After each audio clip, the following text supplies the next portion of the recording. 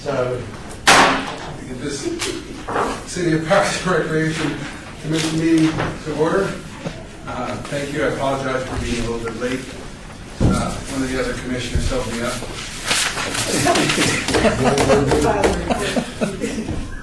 So would we like to, I'm calling this to order. Are we in compliance? Yes, we are. And can you take roll call? Yes.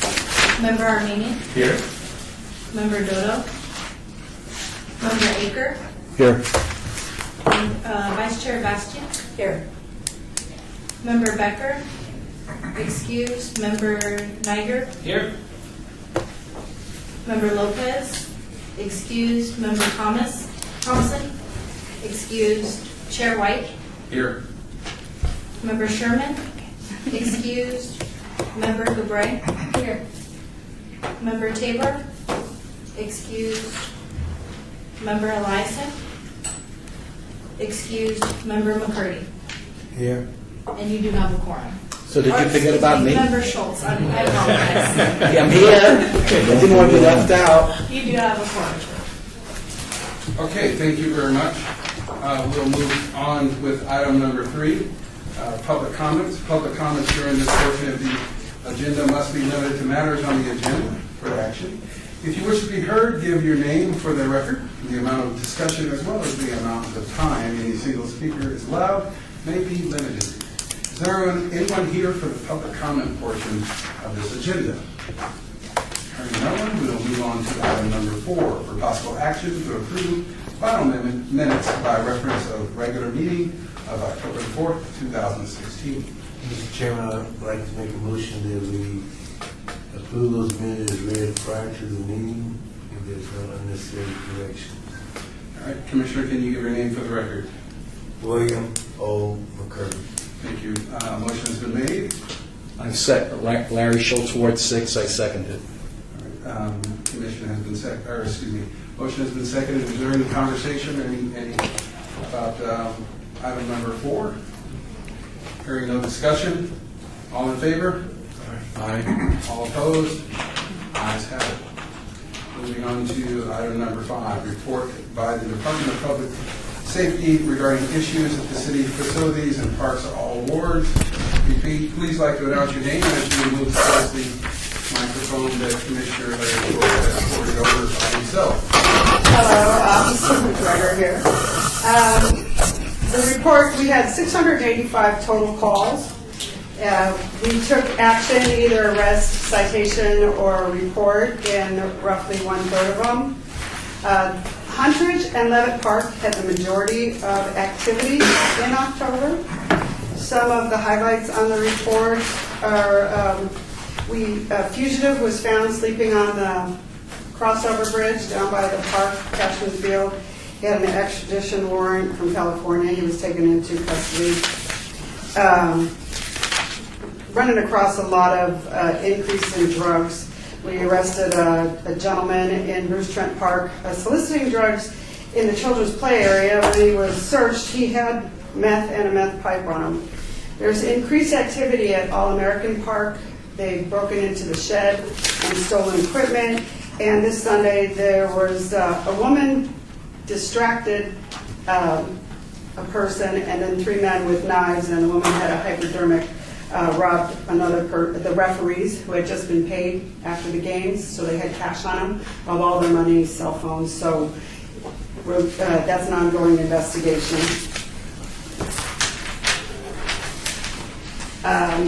Sometimes when you see officers searching kids, you might wonder why they're paying such particular attention to pens, pencils, markers, whatever. They're going through everything.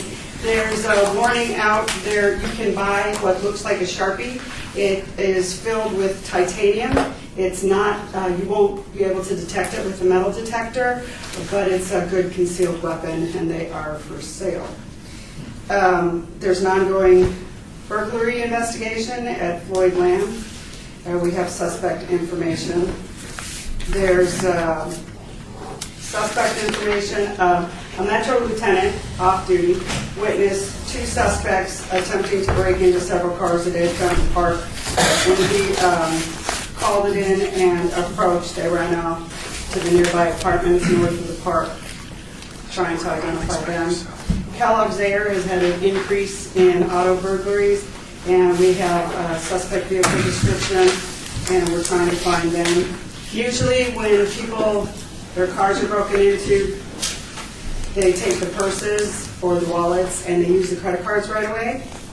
In one case, what has happened is the person was bold enough to drive through the victim's bank and withdraw, use her identification and bank card and withdraw $3,000.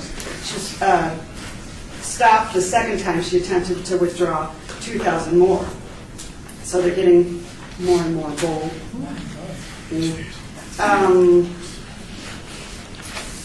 Fremont Street had 15% of the activity. A lot of it, the officers were able to stop a suicide.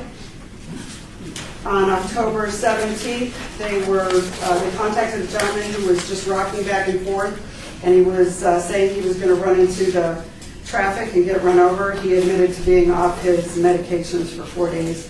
They had him, it's called Legal 2000, basically a psychiatric hold that got him to a hospital.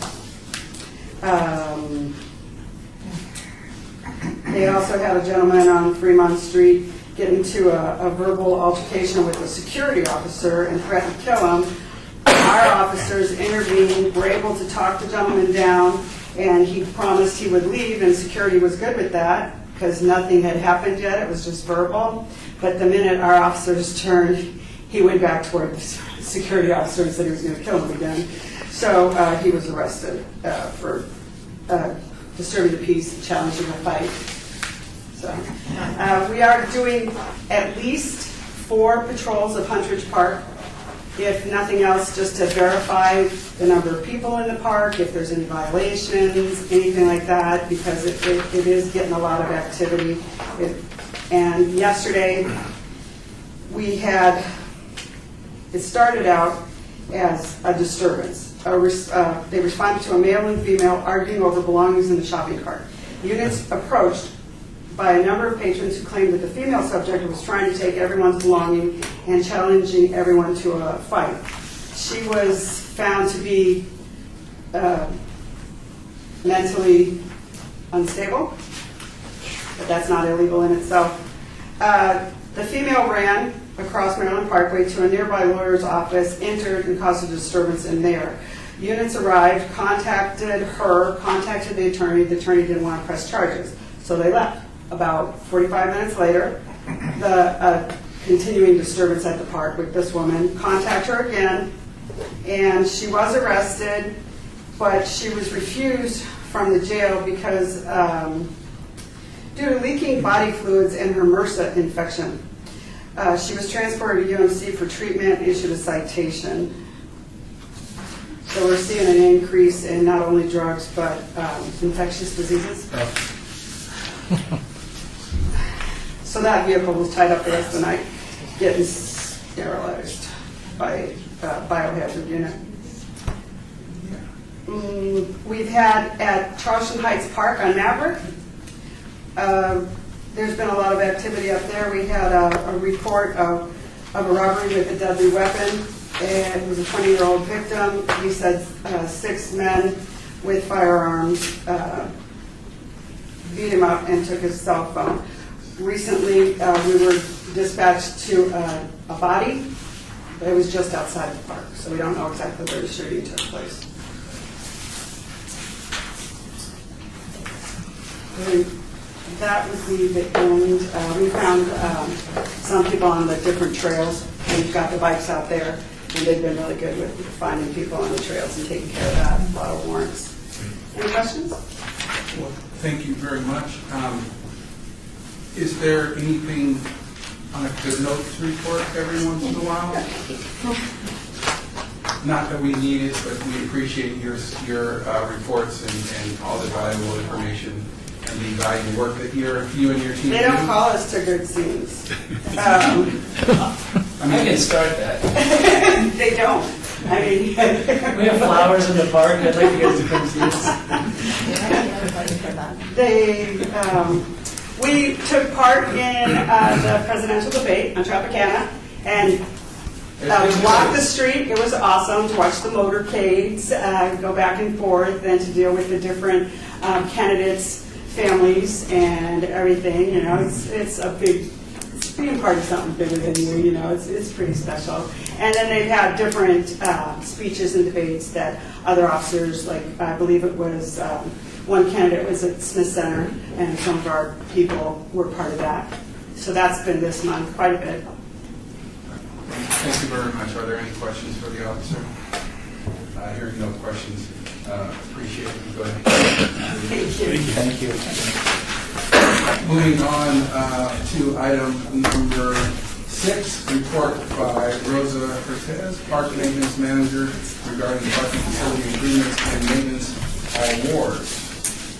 Come up to her, Rosa. Oh. Right there. Sit on her first. Oh, I'm a bit. We're gonna start you taking it. Good afternoon. How's everybody doing today? Good, thank you. Rosa Cortez, Park Maintenance Manager.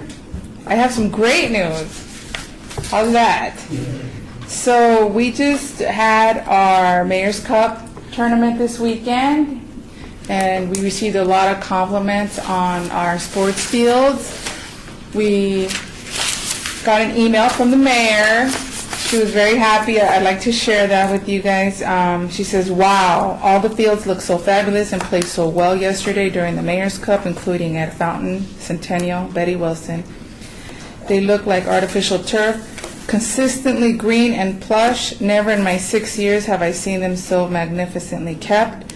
Congratulations and thank you from all the players, coaches, refs, and volunteers. So proud of your entire team.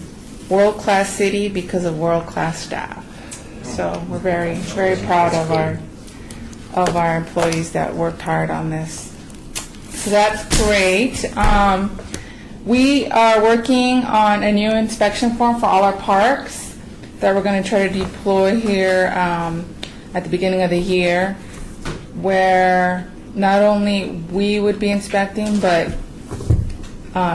you guys as well on our park tours. So we want to start those park tours again, but we're really focusing on this new inspection form that's going to help us out. Other than that, we're continuing our routine maintenance. We have another tournament this weekend. Right? So we're getting ready for that. I don't know if anybody has any questions for me specifically about any area. I do.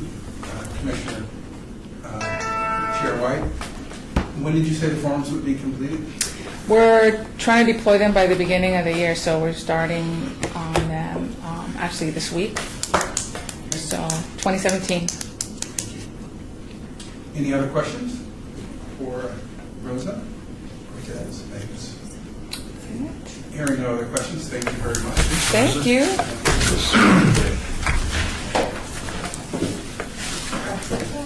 Oh, is that what it is? I'm sorry. So, moving on to item number 7, report by Stephanie Richard, Principal Community Program Specialist, regarding programs and activities at the Deerfield Senior Center, Guzzo 5. If I may, Mr. Chair, Tim Hacker, Director of Parks and Rec. Stephanie is probably one of our most energetic, think outside the box coordinators in all of our centers, and she brought her wonderful staff I paid him and to cohort. Thank you. They think outside the box. Their felt is evolving, and I know Stephanie's going to talk a little bit about that evolution and how they're going to better serve that community. So, without further ado. Welcome. Thank you for having us. Usually I'm really energetic in the morning time, so. This is her downtime now. I'm like, come on, girl, let's go. Let's go. So it's the yin and the yang. We're going to do a PowerPoint presentation. We're going to go through, first off, just so you know a little bit there. You see 2 penguins. We're randomly just picking that. Those are actually our mascots. About 8 years ago, when I first became a coordinator, wanted to do a mascot to have ownership of the facility. The seniors voted to do a penguin. If you know a little history about me, I'm totally terrified of birds. So I was like, we're going to have to make this pink tutu with glitter and it stuck, and they named her Izzy. When we reopened the center 3 years ago, somebody made a comment and said, "Oh, I heard Izzy has a boyfriend," and just some funny stories. And we said, "Oh, Izzy can have a boyfriend. She's getting married." So we ended up having a wedding, and we'll go more into detail. So that's Izzy and Herman, our mascots.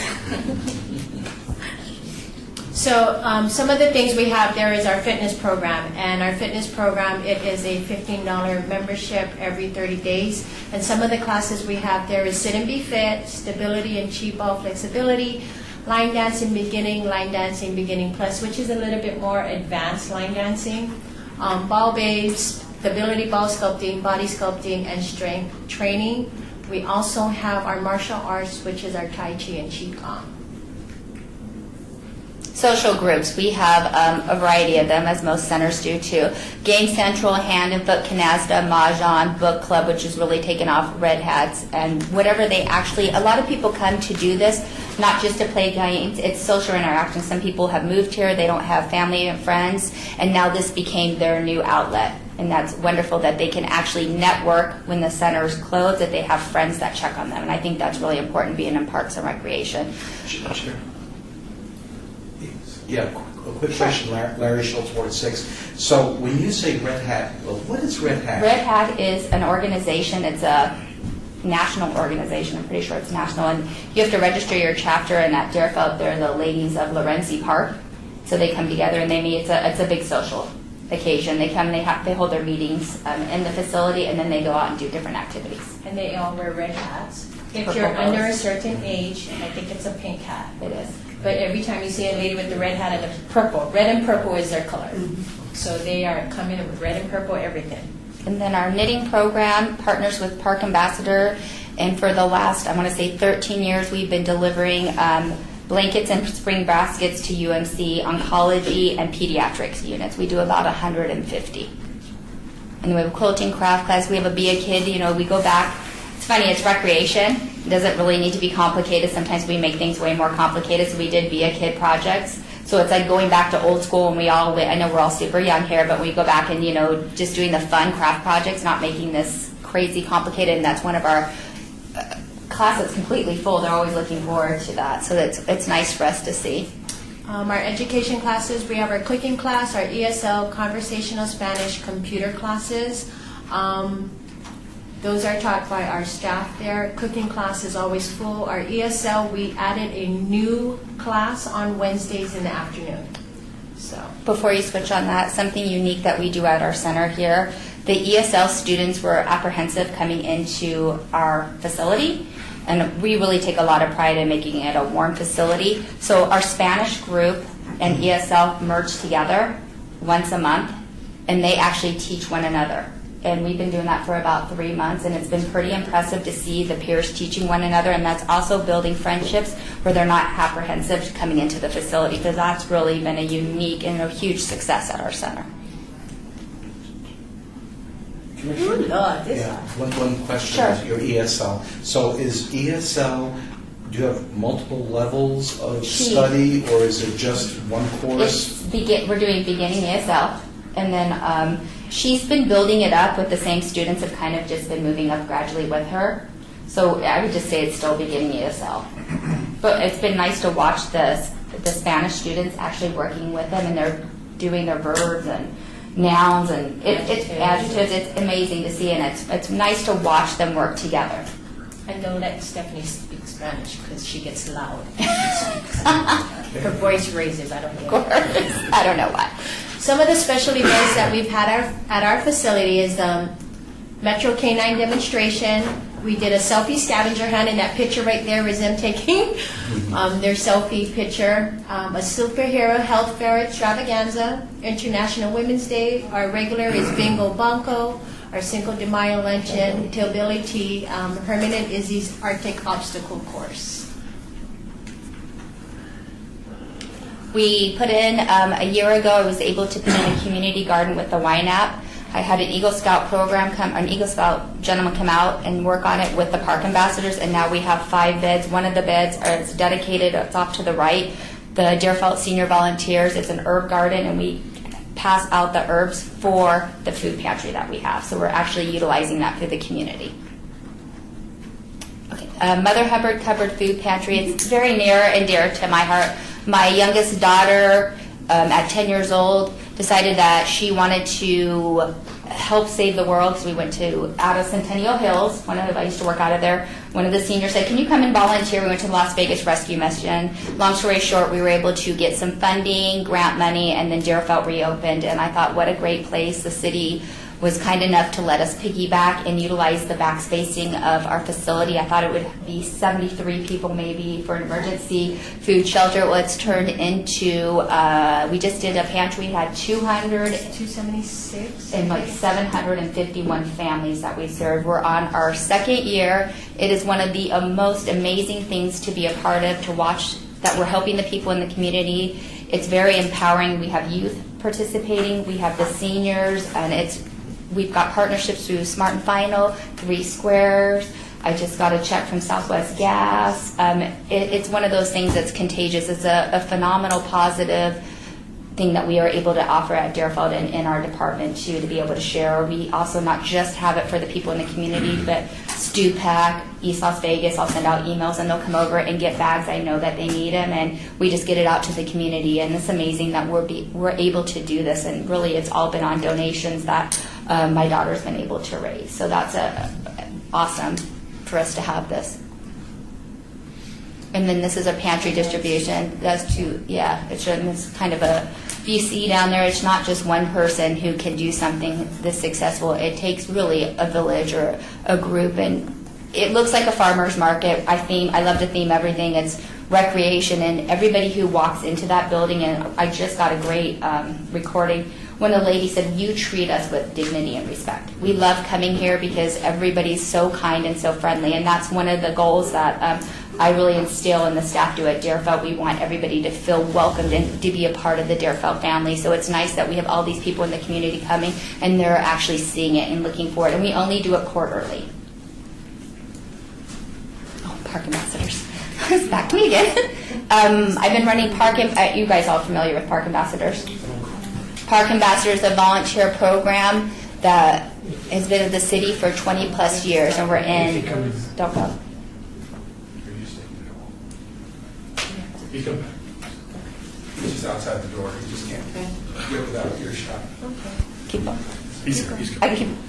I'm loud. Sorry, if Okay. we go to court, then we have to stop, so that starts Stephanie. Oh, you're fine. Yeah, we just wanted to make sure that Mr. Okay. McCurdy is So- able to come back. Park Ambassador is a volunteer program that I run. I've been running for 20 plus years. They're the best City of Las Vegas volunteers. I'm super proud of them. They're in 11 City of Las Vegas parks. People ask me why they're not in more. I think we have over 67 or maybe 70 parks. The key for me running this program is you need to make sure that the park ambassadors are in the park that's closer to their neighborhood, that they have the buy-in. So that's some of their program. We're at an oncology program at UMC, and it's just another amazing program that we have out of our facility. There you go. Izzy and Herman's wedding are mascots. So last year we had the wedding.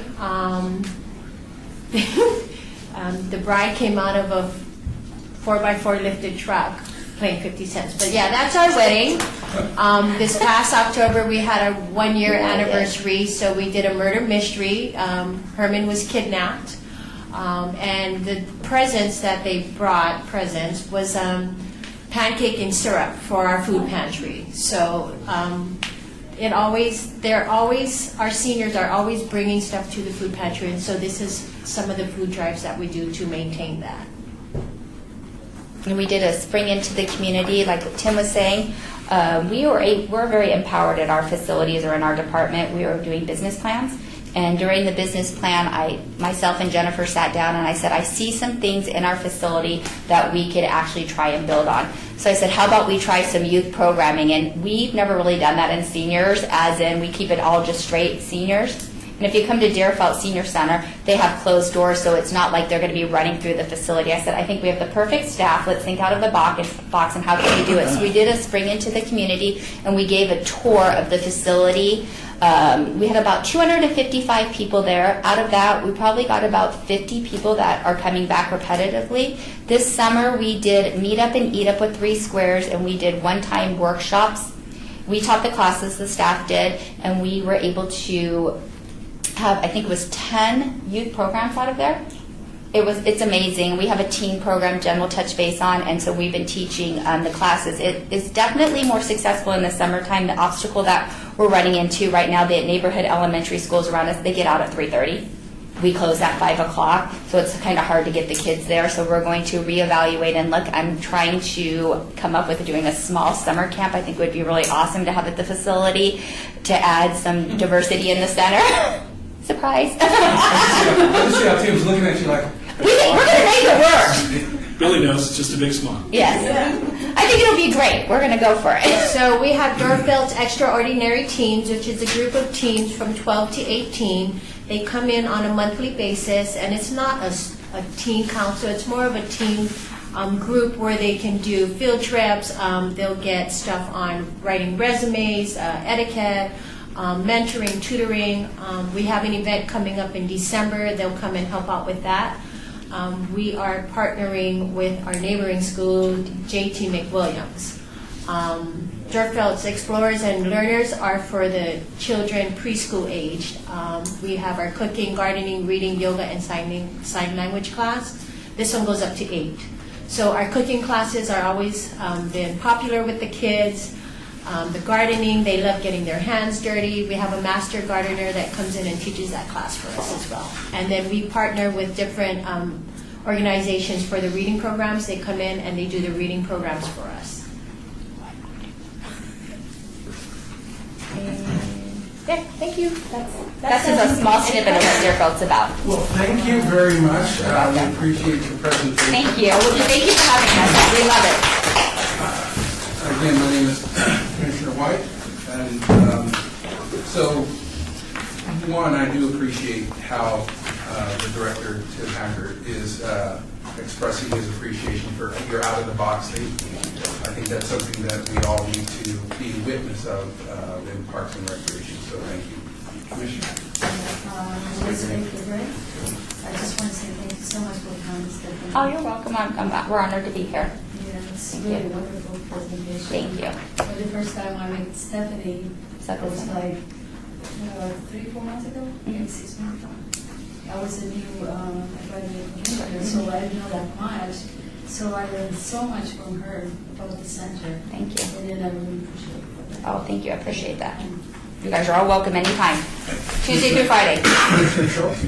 Yeah, I just want to say, when we started off, Director Hacker talked about, just in general, what you're doing is I'm learning more about our centers, which are not the physical, it's the human side, and what it's doing for the people in the community. And as I'm talking to people in the community, this is really enriching their lives. These are people that actually make their life and look forward to getting together and going out. I know in the other centers, so it's really a quality of life issue, giving people purpose and togetherness. And so I'm just so happy and proud about what you guys are doing, and just keep on doing it. Thank you. And it's just wonderful. We'll Thank see you at so Deerfield. much. You come visit. I will come. All right, come there. Yeah. I'm usually in a Should costume. I Watch tell out. you- All right. Should I tell you ahead of time? Or should I- No, she just showed up. Just show up. The door's always open. I'm never at my desk. So just look around. Don't say Yeah, she's like who knows Centennial. where. Centennial's like a beehive. Right. And you show up there, it's like, oh. It's fine. I'll just say, well, I will put anybody who walks in the door to work. So I'm pre-warning you. Come here. You're going to have to work. So My wages are high. it's okay. Run that to Tim. Thank you again. Thank you. This is Commissioner White. Years ago, we were part of donating a tree, an organization. Okay. Donated a tree there years ago before the renovation. Oh, at Lorenzi? Yeah. Okay. Very nice. Just saying that. Just to say that. I'll look for it now. So I got a plaque by it. Billy Bastion, for the record. Stephanie, will you talk a little bit more about your blanket program that you do for UMC? Okay, Park Ambassadors, I got the program, and when I first got it, I was like, oh, I can't be out in the park. I'm going to have to revamp this. I was probably, 20 when I got it. I was like, somebody said you worked at the city when you're 19 years old. I started at 19 in adaptive recreation, then I got hired before I graduated college and went to seniors, and Amy said, you're going to do Park Ambassadors. I said, oh, I don't do the parks very well, and I don't like birds, so how am I going to revamp this? So I ended up doing Park Ambassadors, the volunteer program. She let me kind of run with it. And so during that time, I had a few park ambassadors who had breast cancer. And they said, we really want to give back to the community. How can we do it? I said, well, let's do something around springtime, because everybody wants to give during the holiday times. So we went from Child Haven to Sunrise Hospital, and then we ended up going to UMC Oncology Program, and it has just taken off. It's been amazing. The ladies get together, and there's gentlemen that knit and crochet. And then every center that I'm usually at, or in Centennial usually partners up with me quite a bit with that. It's very contagious, and people want to keep giving. So everybody knows around February, they buy tons of stuff on sale, and then they just bring it to Stephanie, and I have Easter baskets. I get people dropping Easter stuff off to me. I probably could be at my desk tomorrow. I get a lot of people that have been doing. I've been with Parks and Recreation for 20 plus years. I've had an awesome time. I love what I do. And so the park ambassadors and new park ambassadors that come in embrace it and just love it. And it's a great program when you come in. Bring somebody a small token of a knit or crocheted blanket when you're really sick and down in the dumps. And let me tell you, some of the gentlemen, big guys, are so, and I'm an Easter bunny. Last time I was a penguin because I was out of town for a college tour. I hop right in bed with them, and we take, you should have the old school Polaroid pictures. We leave them. We can't do that anymore in the hospital. We spend lots of time. As a matter of fact, I had two park ambassadors. I'm like, where did they go? How can I lose them in the hospital? They're all dressed up in bunny ears and tails, and they stay back to, some people don't have family that can come visit them on a regular basis. So the companionship and the friendliness of just them coming to say, how are you feeling? Nice to see you.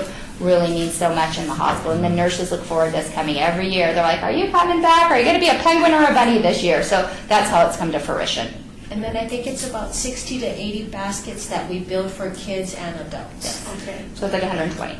And men, excuse me, Commissioner White, men do crochet. Rosie Greer was a... I know. I want to let people know. I wasn't just saying my women do it. My men are pretty good. But that, I appreciate your questions, and any other commissioners have any other questions? So, with that said, we appreciate you. Thank you very much. Oh, thank you guys. Have a good day. Thanks, thank you. Thanks. We'll move on now to item number 8, report by Tim Hacker, Director of Parks and Recreation, regarding upcoming Department of Parks and Recreation activities, 2005. Well, just before Stephanie and Jennifer run out, I just can't say enough. That's a multi-generational facility because they have so many generations in that neighborhood to serve. So I'm glad you appreciate the report. They are a great team, and the energy's it's contagious. I'm just glad Stephanie didn't bring any glitter because she. I am very notorious for glitter. And Glitter. just so you know, Izzy and Herman are having a baby Oh. a year. Yes. So they're pregnant. Multi-gen. I told you it's a multi-gen. Right. So you'll have to all come to the baby shower. It's in like 6 months. Put it on your calendar. We're going to be asking for baby food and diapers. Bye, guys. I thought you were going to ask for pop. So in addition to that, another successful Mayor's Cup. Yes, the fields were in incredible shape. In addition to that, there was 457 teams. This is the smaller of the two. Remember, in February over President's Day, that's really the larger of the two Mayor's Cup tournaments. 12 states represented, 3 countries, USA, Canada, and Mexico. It's ages 8 to 16 boys and girls. 8 different locations were used. The primary would be All-American, Betty Wilson, and Kellogg's Air, although we also had Ed Fountain on, and then we use other facilities, with more than 2. Centennial Hills, for example, has 2+ fields, so they try to group those fields as much as they can. 50 fields total were used, 45 winners, 14 local teams, 1 in their age brackets. So we're really happy about that.